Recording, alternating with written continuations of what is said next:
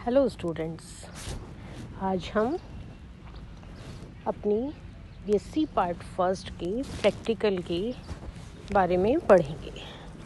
इसमें हम जो माइनर एक्सपेरिमेंट्स हैं सब्लिमेशन के बारे में पढ़ेंगे। अब सबसे पहले सब्लिमेशन की जब हम बात करते हैं तो सबसे पहले हमें जानना ज़रूरी होता है कि सब्लिमेशन या ऊर्ध्वपातन क्या है, या ऊर्ध्वपातन किसे कहते हैं और ये किस में प्रयोग में लिया जाता है या इसका उपयोग क्यों किया जाता है।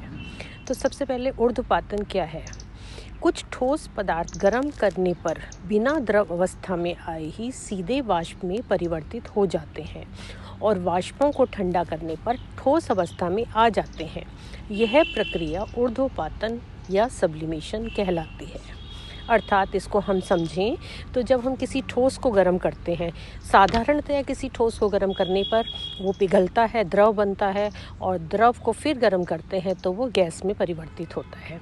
लेकिन जब जो ठोस पदार्थ गर्म करने पर बिना द्रव अवस्था में बदले सीधे वाष्प में परिवर्तित हो जाते हैं और उन वाष्पों को ठंडा करने पर सीधे ठोस अवस्था में बदल जाते हैं, यह प्रक्रिया ऊर्ध्वपातन या सब्लिमेशन कहलाती है।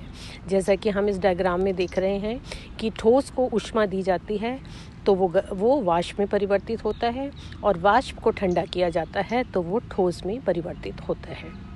इस प्रक्रिया द्वारा वाष्पशील पदार्थों को अवाष्पशील पदार्थों से अलग किया जाता है। अर्थात यह शोधन के रूप में या प्योरिफिकेशन के रूप में भी इसका उपयोग होता है। कपूर, नैप्थलीन, बेंजोइक अम्ल आदि यौगिकों के शुद्धिकरण या प्योरिफिकेशन में इसका उपयोग होता है।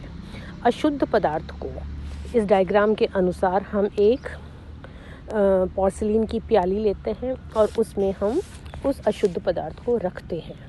प्याली में एक सछिद्र गत्ते के टुकड़े से ढक देते हैं, अर्थात उसके ऊपर हम एक उल्टा कीप रखते हैं और कीप का ऊपर वाला जो खुला सिरा है उसको हम बंद कॉटन के या रुई के द्वारा बंद कर देते हैं।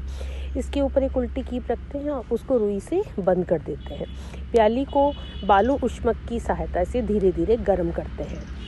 इसको हम बालू ऊष्मक या वाटर ऊष्मक पानी के द्वारा गर्म करने पर वाटर बाथ के द्वारा हम इसको गर्म करते हैं। गर्म होने पर पदार्थ की वाष्प गत्ते के छिद्र में से निकलकर कीप के ऊपर चली जाती है और कीप ऊपर से बंद होता है, इसलिए वाष्प उस कीप के द्वारा बाहर नहीं निकलती है और उस कीप में ही चारों तरफ इकट्ठी हो जाती है। फिर हम इसको ठंडा करते हैं। ठंडा करने पर वो वाष्प ठंडी होकर उस कीप के अंदर की तरफ जमा हो जाती है और फिर अच्छे से ठंडा होने के बाद हम उसको खुरच करके अलग कर लेते हैं और पदार्थ को अलग कर लिया जाता है। ये अशुद्धियाँ प्याली में ही रह जाती हैं और सारा शुद्ध पदार्थ जो है हमें अलग प्राप्त हो जाता है। इस प्रकार से हम ऊर्ध्वपातन विधि के द्वारा किसी भी